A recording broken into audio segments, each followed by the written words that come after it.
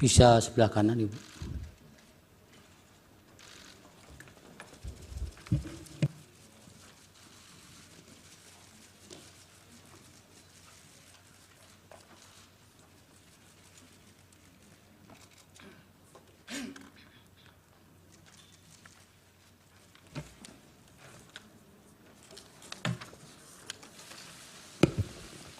Terima kasih Yang Mulia. Bismillahirrahmanirrahim. Assalamualaikum warahmatullahi wabarakatuh. Salam sejahtera, salam, Om Swastiastu, Namo Buddhaya, salam kebajikan. Yang Mulia Ketua Bapak Suhartoyo, Yang Mulia Saldi Isra, Yang Mulia Bapak Arif Hidayat, Yang Mulia Ibu Eni Nurbaningsih, Yang Mulia Bapak Daniel Yusmikpo, Yang Mulia Bapak Arsul Sani, Yang Mulia Bapak Guntur Hamzah, dan Yang Mulia Bapak Ridwan Mansur, Majelis Hakim Mahkamah Konstitusi yang kami hormati. Bapak Menko Bidang Pembangunan Manusia dan Kebudayaan, Bapak Menko Perekonomian, Bapak Ibu Menteri Sosial, Ketua Dewan Kehormatan Penyelenggara Pemilu, pimpinan, anggota, kuasa hukum KPU dan Bawaslu, serta para kuasa hukum dari paslon peserta Pilpres. Sehubungan dengan permintaan Mahkamah Konstitusi kepada Menteri Keuangan untuk dapat memberikan keterangan dalam persidangan perselisihan hasil pemilihan umum atau PHPU Presiden dan Wakil Presiden tahun 2024, perkenankanlah kami menyampaikan keterangan terkait dengan alokasi dan penyaluran anggaran perlindungan sosial sesuai dengan tugas dan fungsi Menteri Keuangan. Kami sungguh bersyukur dan mengaturkan terima kasih untuk kesempatan memberikan keterangan di forum Mahkamah Konstitusi yang mulia ini. Anggaran pendapatan dan belanja negara atau APBN adalah instrumen penting dan strategis serta penentu untuk mencapai cita-cita bernegara, dan oleh karenanya harus dikelola dan dijalankan dengan penuh tanggung jawab dengan tata kelola yang baik, transparan, dan akuntabel. Forum di Mahkamah Konstitusi yang mulia ini kami percayai menjadi salah satu cara merawat nalar publik dengan menjelaskan dan mendiskusikan bagaimana APBN menjadi sarana gotong royong anak bangsa, di mana yang mampu berkontribusi lebih besar dan yang tidak mampu perlu dibantu. Melalui belanja publik termasuk subsidi, bansos, dan jaminan sosial, negara hadir menjalankan mandat merawat kehidupan bersama yang diharapkan menuju kesejahteraan yang berkeadilan.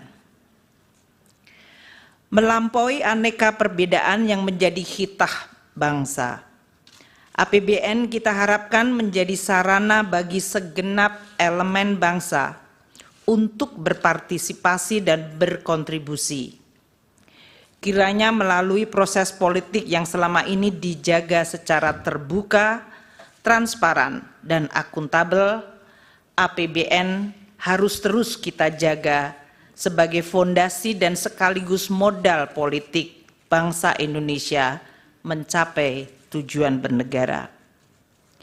Telah banyak contoh negara-negara yang mengalami krisis ekonomi, sosial, dan bahkan politik akibat pengelolaan APBN yang buruk. Alhamdulillah, Indonesia mampu menjaga instrumen APBN tetap secara kredibel dan sehat. Ini prestasi yang harus terus dijaga. Berdiskursus di forum yang mulia ini patut disyukuri. Forum yang mendorong diskusi sehat dan refleksi tentang awal mula Indonesia dibentuk mengundang khususnya para generasi muda agar terpanggil dan turut menghayati kehidupan publik yang baik melalui perbaikan tiada henti dan tidak kenal lelah. Seperti pepatah kuno mengatakan, vis unita fortior. Dengan kekuatan yang bersatu, kita akan semakin kuat. Yang Mulia Ketua dan Majelis Hakim Mahkamah Konstitusi, Pancasila dan Undang-Undang Dasar 1945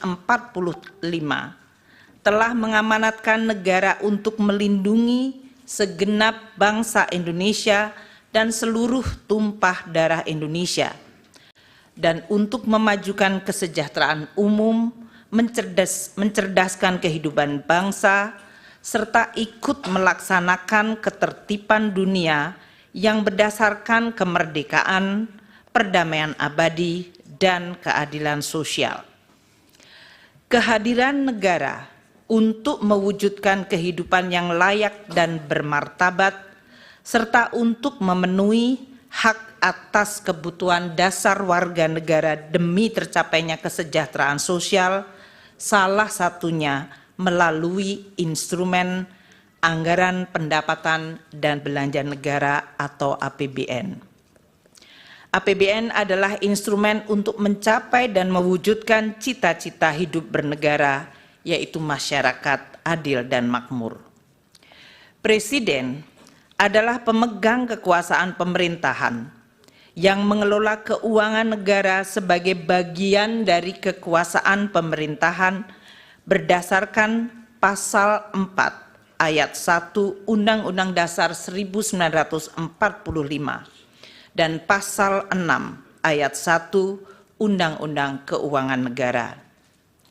Dalam menjalankan kewenangan tersebut, Presiden mengajukan rancangan anggaran pendapatan dan belanja negara atau RAPBN kepada Dewan Perwakilan Rakyat atau DPR untuk dibahas bersama dan untuk mendapat persetujuan DPR menjadi Undang-Undang APBN.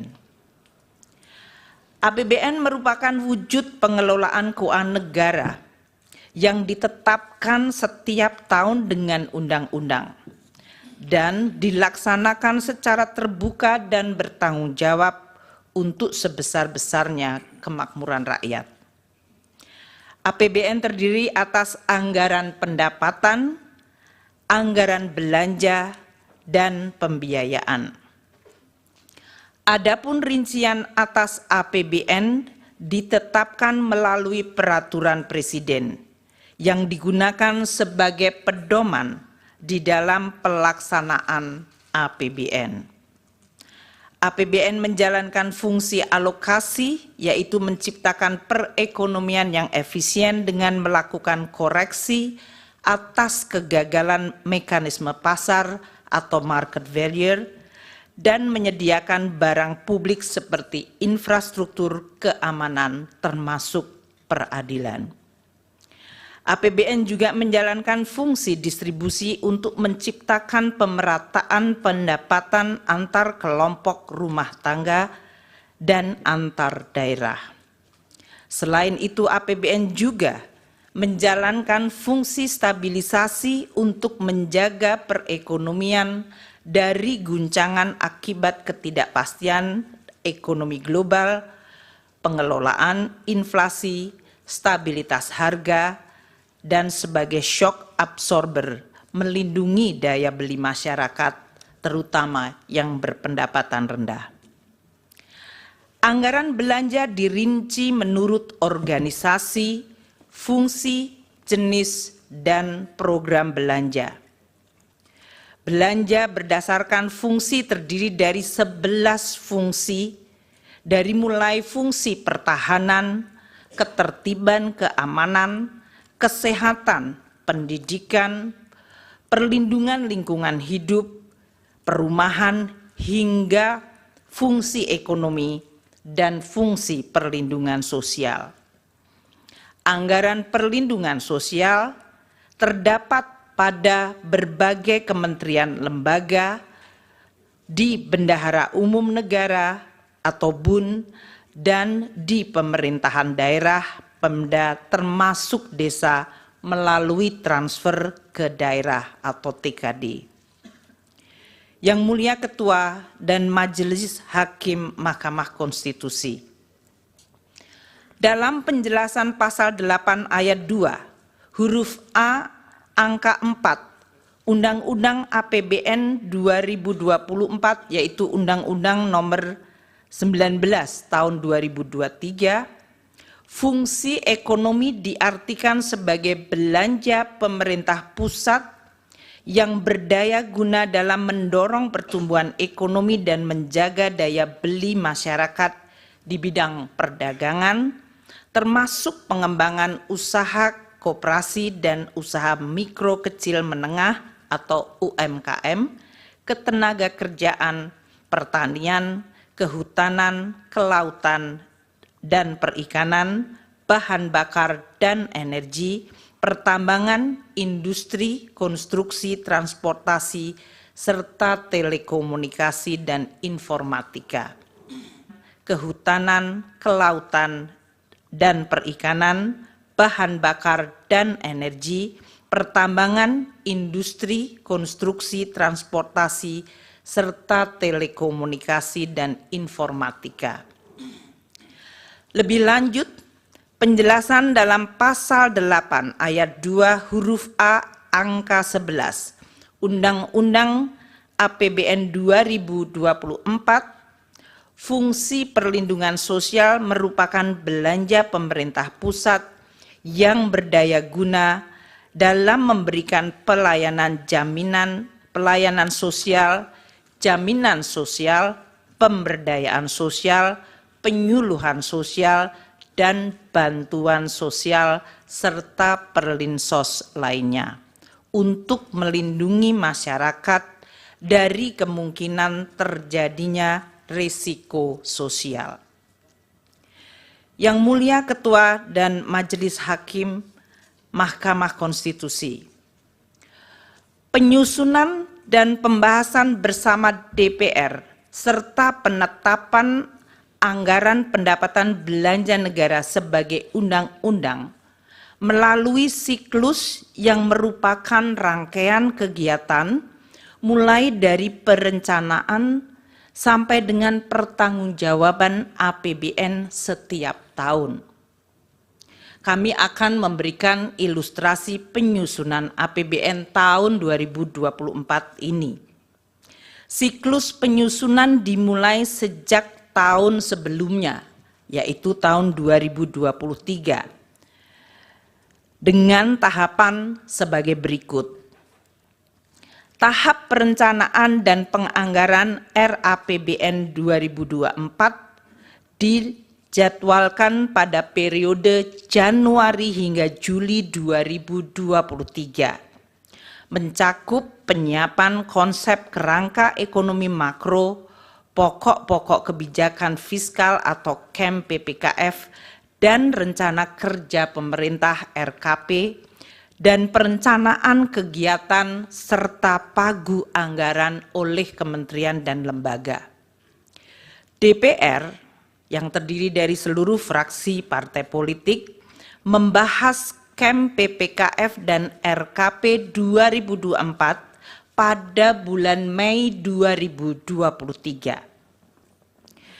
Presiden menyampaikan nota keuangan dan RUU APBN 2024 kepada DPR pada sidang paripurna tanggal 16 Agustus 2023. Tahap pembahasan RAPBN untuk 2024 terjadi pada periode Agustus hingga Oktober 2023, di mana RUU APBN 2024 telah dapat diselesaikan dibahas antara pemerintah dan DPR dan mendapat persetujuan pada rapat paripurna DPR pada tanggal 21 September 2023.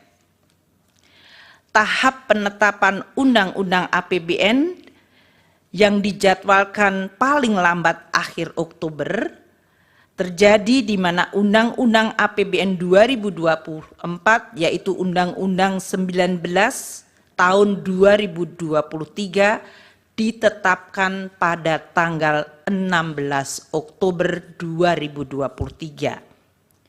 Selanjutnya, Peraturan Presiden Rincian APBN yang dijadwalkan November-Desember telah selesai ditetapkan pada tanggal 28 November. Tahap pelaksanaan APBN pada tahun berjalan yang diawali dengan disahkan dokumen pelaksanaan anggaran dan dilanjutkan dengan pencatatan serta pelaporan per semester. Tahap pemeriksaan dan pertanggungjawaban Undang-Undang APBN 2024 dijadwalkan pada tahun 2025 atau T+1, di mana BPK akan melakukan pemeriksaan terhadap LKPP yang disusun pemerintah untuk selanjutnya dibahas dan disetujui DPR menjadi Undang-Undang Pertanggungjawaban Pelaksanaan APBN. Kami menjelaskan ini untuk kemudian disandingkan proses lini masa penyusunan APBN tahun anggaran 2024 yang telah selesai pada tanggal 21 September 2023 dan diundangkan tanggal 16 Oktober 2023. Apabila lini masa penyusunan APBN 2024 disandingkan dengan proses tahapan pemilihan Presiden dan Wakil Presiden tahun 2024 yang dilakukan oleh KPU, waktu penetapan Undang-Undang APBN 2024 telah selesai bahkan sebelum waktu penetapan pasangan calon presiden dan wakil presiden pada tanggal 13 November 2023 atau bahkan penetapan Undang-Undang APBN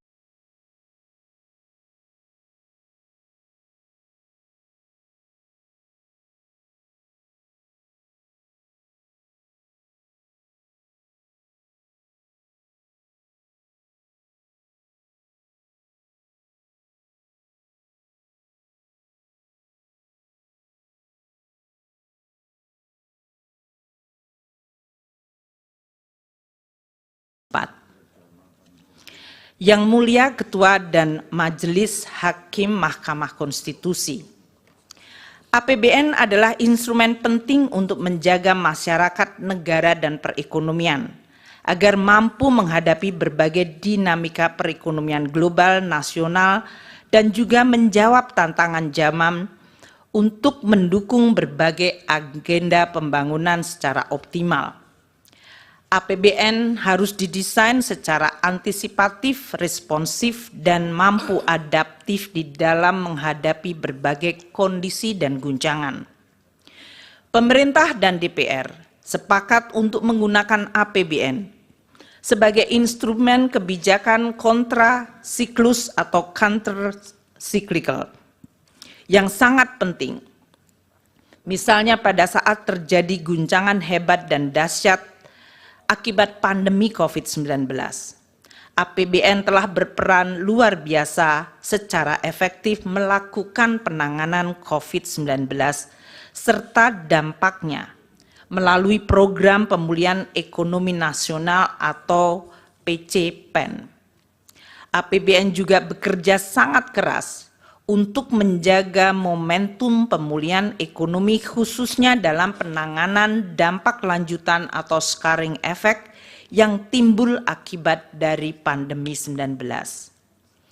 Penyusunan APBN 2024 juga tetap menghadapi berbagai tantangan ketidakpastian perekonomian global seperti inflasi dan suku bunga tinggi, di negara-negara maju juga persaingan geopolitik, khususnya eskalasi perang Rusia dan Ukraina, dan proteksionisme yang meningkat, yang menyebabkan terganggunya rantai pasok pangan dan energi. Selain itu, terdapat tantangan domestik berupa peningkatan investasi yang harus terus dilakukan. Dampak dari El Nino dan cuaca buruk di berbagai daerah telah mengancam ketahanan pangan dan kesejahteraan masyarakat. Dengan mempertimbangkan berbagai kondisi di atas, pemerintah bersama DPR sepakat bahwa APBN 2024 harus optimis namun tetap waspada terhadap dinamika yang terjadi. Tema kebijakan fiskal tahun 2024 diarahkan untuk mempercepat transformasi ekonomi yang inklusif dan berkelanjutan. Yang Mulia Ketua dan Majelis Hakim Mahkamah Konstitusi, izinkan kami sekarang membahas khusus mengenai Perlinsos. Dengan tema APBN 2024, kebijakan APBN 2024 dalam jangka pendek difokuskan untuk melakukan pengendalian inflasi dalam bentuk stabilitas harga, penghapusan kemiskinan ekstrim, penurunan prevalensi stunting, dan peningkatan investasi. Untuk melaksanakan tema dan arah kebijakan fiskal tersebut, APBN 2024 dirancang sebagai shock absorber untuk melindungi daya beli rakyat dan menjaga stabilitas ekonomi antara lain melalui program perlindungan sosial. Postur APBN 2024 dengan total belanja mencapai 3.325,1 triliun. Di dalamnya terdapat belanja untuk perlindungan sosial sebesar 496,8 triliun rupiah yang berfungsi untuk stabilisasi dan mendukung penghapusan kemiskinan termasuk kemiskinan ekstrim dan stunting. Yang Mulia Ketua dan Majelis Hakim Mahkamah Konstitusi, alokasi anggaran Perlinsos yang sebesar 496,8 triliun dapat dilihat di dalam gambar ini dilaksanakan oleh berbagai kementerian lembaga dan berasal dari badan anggaran atau bagian anggaran KL maupun bagian anggaran bendahara umum negara serta transfer. 75,6 triliun rupiah anggaran Kemensos disalurkan melalui program bantuan sosial atau Bansos, yaitu program Keluarga Harapan PKH, Kartu Sembako, dan program Bansos lainnya. 80,5 triliun untuk perlindungan sosial dikelola oleh beberapa kementerian lembaga seperti Kemendikbud dan Kemenak melalui program PIP, KIP, dan beasiswa afirmasi. Kementerian Kesehatan melalui program Kartu Indonesia Sehat, Kementerian Tenaga Kerja untuk iuran jaminan kehilangan pekerjaan, dan BNPB untuk dana siap pakai bencana.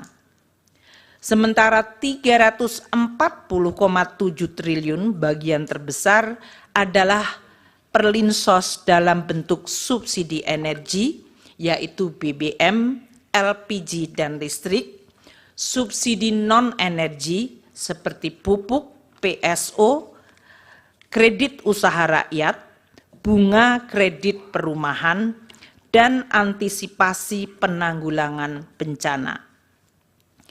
Belanja Perlinsos yang disalurkan melalui Kementerian Pendidikan dan Kebudayaan dan Kementerian Agama mengalami kenaikan sebesar 7,47 triliun dibandingkan tahun 2023. dikarenakan adanya kenaikan unit cost jenjang pendidikan menengah dan penambahan sasaran. Sementara belanja bansos selain PKH dan kartu sembako yang disalurkan oleh Kementerian Sosial mengalami kenaikan 1,23 triliun rupiah dikarenakan adanya kenaikan alokasi untuk bantuan makan lansia, bantuan untuk penyandang disabilitas, dan bantuan yatim piatu. Belanja subsidi yang disalurkan melalui bendahara umum negara atau non-KL mengalami kenaikan dengan adanya kenaikan alokasi subsidi pupuk dan subsidi bunga kur. Dengan demikian dapat ditunjukkan bahwa anggaran perlindungan sosial untuk APBN 2024 di dalam rangka pengendalian inflasi, stabilitas harga, penghapusan kemiskinan sesuai target prioritas nasional. Di dalam APBN 2024 tidak terdapat perubahan yang signifikan pada anggaran bansos yang dikelola oleh Kementerian Sosial. Perubahan perlinsos yang dikelola oleh kementerian lembaga lain seperti Kemendikbud dan Kemenaker adalah akibat kenaikan unit cost, realisasi penggunaan anggaran perlinsos sampai dengan Februari 2024 yang dalam hal ini dianggap sesuai dengan lini masa pemilu Capres dan Cawapres serta pemilihan legislasi pada Februari.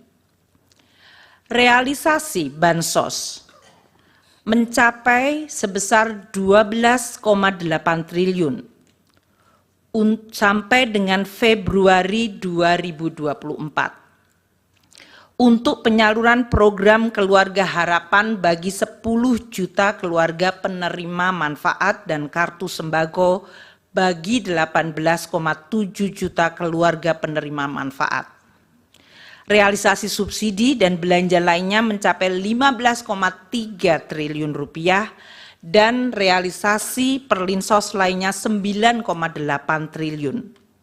Apabila dilihat pada chart tersebut, realisasi anggaran perlinsos dan bansos dari Kemensos 6 tahun terakhir, yaitu dari 2019 hingga 2024, periode yang sama Januari hingga Februari, tidak terdapat perbedaan pola realisasi belanja perlinsos, kecuali pada tahun 2023, yaitu tahun lalu, di mana perbedaan signifikan adalah pada realisasi bansos Kemensos yang cukup rendah pada 2 bulan pertama dikarenakan adanya penataan kembali kerjasama antara Kemensos dengan perbankan. Ini yang menjelaskan pada saat kami menjelaskan kenaikan 2 bulan pada bansos Kemensos mencapai cukup tinggi adalah akibat baseline 2023 dari bansos Kemensos pada bulan Januari Februari yang memang waktu itu rendah akibat masih adanya proses penataan kembali kerjasama antara Kemensos dengan perbankan.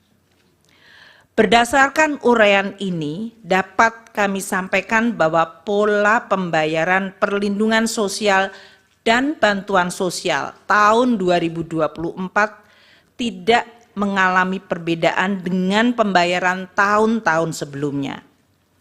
Anggaran perlinsos telah dianggarkan di dalam APBN tahun 2024 sesuai pembahasan dan persetujuan DPR, dan pola realisasinya tidak terdapat perbedaan dibandingkan periode 6 tahun sebelumnya. Yang Mulia Ketua dan Majelis Hakim Mahkamah Konstitusi, Dapat kami tambahkan bahwa anggaran Perlinsos yang ditunjukkan Presiden dalam RAPBN yang diajukan Presiden di dalam RAPBN 2024 adalah sebesar 493,5 triliun rupiah. Sedangkan alokasi Perlinsos yang ditetapkan dalam Undang-Undang APBN 2024 yang telah disetujui DPR adalah sebesar 496,8 triliun rupiah. Adanya peningkatan dari usulan pemerintah akibat adanya kenaikan anggaran subsidi, akibat perubahan parameter asumsi, kenaikan harga pokok penjualan pupuk, dan kenaikan plafon kredit usaha rakyat. Yang Mulia Ketua dan Majelis Hakim Mahkamah Konstitusi, beralih kepada bantuan pangan. Dalam rangka mendukung pelaksanaan tugas pemerintah di bidang pangan, pemerintah membentuk Badan Pangan Nasional Bappenas melalui Perpres 66 tahun 2021 untuk memenuhi tata kelola pangan secara terarah dan efektif, menciptakan kedaulatan pangan dan ketahanan pangan, serta kemandirian pangan secara nasional. Ini mengacu Undang-Undang 18 tahun 2012. Di dalam pelaksanaan fungsinya, Bappenas menangani kerawanan pangan diantaranya melalui pengadaan, pengelolaan, dan penyaluran bantuan pangan untuk masyarakat berpenghasilan rendah dan terdampak bencana. Penyaluran bantuan pangan yang dilakukan melalui Bappenas bukan merupakan bagian dari perlindungan sosial, namun ditujukan untuk penguatan ketahanan pangan dan stabilitas harga pangan. Di dalam APBN ini masuk fungsi ekonomi, bukan fungsi Perlinsos. Pada tahun 2023, Bappenas mempunyai anggaran 10,2 triliun rupiah dan sudah memberi bantuan pangan kepada 21,53 juta keluarga penerima manfaat. Pemberian dilakukan oleh Perum Bulog selama periode September-November 2023 berupa pemberian 10 kg beras. Dalam proses pencairan alokasi bantuan pangan yang dimohonkan oleh Bappenas, diperlukan review oleh BPKP untuk menjamin akuntabilitas dari permohonan yang diajukan. Sedangkan untuk tahun 2024, Bappenas memiliki anggaran sebesar 6,71 triliun rupiah atau justru turun 30% dari anggaran 2023. Yang Mulia Ketua dan Majelis Hakim Mahkamah Konstitusi, pelaksanaan dan pengelolaan APBN dihadapkan pada tantangan perekonomian yang terus berubah secara dinamis. Tantangan tersebut dapat dipicu oleh tensi geopolitik yang berdampak pada volatilitas harga komoditas, terjadinya inflasi tinggi dan suku bunga tinggi atau higher for longer yang mengakibatkan tekanan pada nilai tukar dan perlambatan pertumbuhan ekonomi. Di sisi lain, APBN sebagai instrumen andalan yang penting harus terus dijaga agar tetap sehat, kredibel, dan sustainable. Oleh karena itu, APBN di dalam pelaksanaannya harus terus dikelola secara dinamis, agar tetap bisa terjaga dan efektif menjaga stabilitas ekonomi dan melindungi rakyat, serta mendukung proses pembangunan berkelanjutan. Pengelolaan APBN yang dinamis tersebut dilakukan melalui penyesuaian-penyesuaian seperti dilakukannya refocusing belanja, atau bahkan pernah dilakukan pemotongan belanja seperti pada saat menghadapi guncangan pandemi COVID-19. Penyesuaian yang lebih ringan dilakukan melalui proses automatic adjustment sebesar 5% dari belanja kementerian lembaga. Hal ini untuk mendorong penajaman prioritas belanja kementerian lembaga tanpa mengorbankan target capaian prioritas KL. Hal ini diatur dalam Undang-Undang Nomor 19 2023 tentang APBN 2024 Pasal 28 ayat 1 huruf E dan penjelasannya. Automatic adjustment bermanfaat untuk juga menambah daya tahan APBN di dalam menghadapi berbagai kemungkinan dinamika global dan nasional. Yang Mulia Ketua dan Majelis Hakim Mahkamah Konstitusi, APBN yang sehat, kredibel, dan berkelanjutan adalah fondasi penting bagi kehidupan berbangsa dan bernegara dalam sistem demokrasi yang terbuka dan transparan. APBN juga menjadi instrumen check and balance yang sehat bagi rakyat untuk dapat mengevaluasi cara kerja dan hasil kerja pemerintah.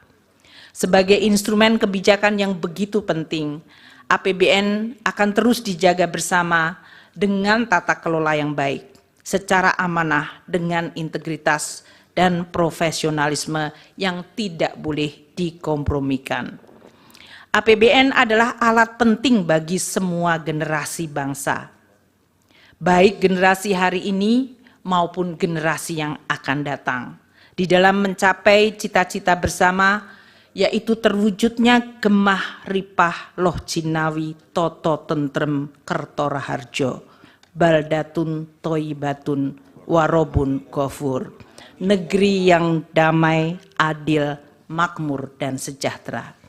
Demikianlah penjelasan kami yang kami sampaikan, dan atas perhatian Yang Mulia Ketua dan Majelis Hakim Mahkamah Konstitusi, kami ucapkan terima kasih. Wassalamualaikum warahmatullahi wabarakatuh.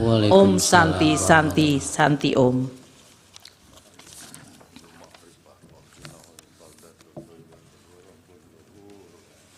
Baik, terima kasih Ibu Menteri Keuangan. Dilanjut dari